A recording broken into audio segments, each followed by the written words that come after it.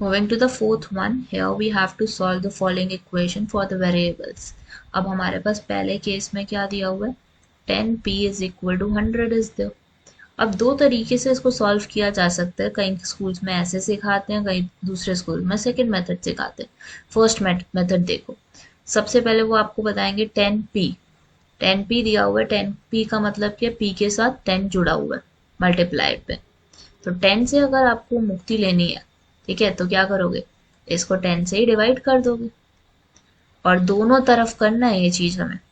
अगर आप left side में 10 से डिवाइड कर रहे हो तो राइट साइड में भी 10 से करोगे. मान लो लेफ्ट साइड में 5 से करते तो राइट साइड में भी 5 से करते. तो एक जीरो से एक जीरो कट गया हमारे पास p की वैल्यू क्या आ रही है, it is coming out to be 10. तो this is the required solution. और दूसरा तरीका, इजी तरीका जो हम फॉलो करते आ रहे हैं, 10p इज इक्वल टू 100. अब यहाँ पे क्या होगा, p निकालना है हमें और 10 और p किसके साथ है, मल्टीप्लिकेशन में आपस में. 10 राइट साइड जाएगा तो क्या हो जाएगा, इट विल गेट डिवाइडेड. तो 100 को 10 से डिवाइड करोगे तो क्या आ जाएगा आपके पास, यू वुड गेट इज 10. दोनों ही तरीके से आंसर सेम आएगा, but yes there are two kinds of method used in schools. अब बी पार्ट में हमारे पास क्या है, 10p plus 10 is equal to 100. अब इसमें क्या करना है, p की वैल्यू निकालनी है आपने. तो आप क्या करोगे, सबसे पहले एक काम करो कि 10 को राइट साइड ले जाओ. So it would be 100 minus 10, क्योंकि हमारा जो पॉजिटिव साइन है वो किस में बदल जाता है, it gets converted into negative. तो 100 माइनस 10 कितना हो गया हमारा, इट इज लाइक 90. और 10 और p आपस में मल्टीप्लिकेशन में उधर जाके क्या हो जाएगा, it will get divided. So 0 से 0 गया, we get 9 as the answer. C part में हमें p की वैल्यू निकालनी है और क्या दिया हुआ है, p over 4 is equal to 5. p की वैल्यू कैसे आएगी आपकी, 4 राइट साइड जाएगा, मल्टीप्लाई हो जाएगा 5 से.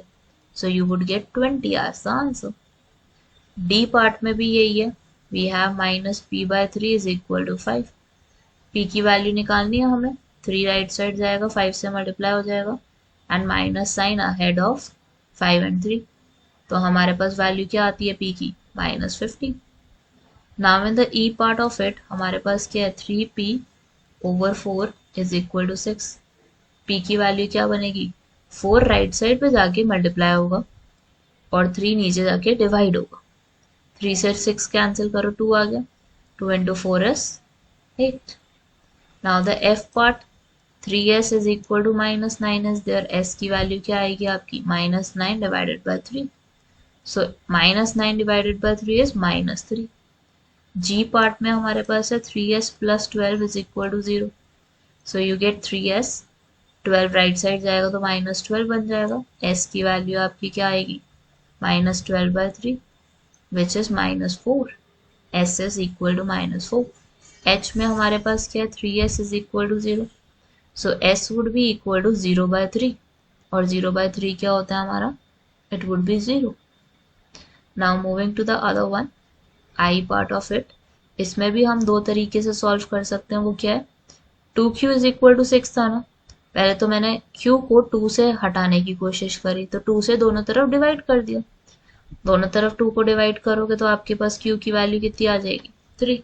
और दूसरा तरीका, मेन तरीका जो हमारा है वो ये है कि हम 2 और q को देख पा रहे हैं कि मल्टीप्लिकेशन में राइट साइड पे 2 जाएगा तो डिवाइड हो जाएगा, विच इज 3.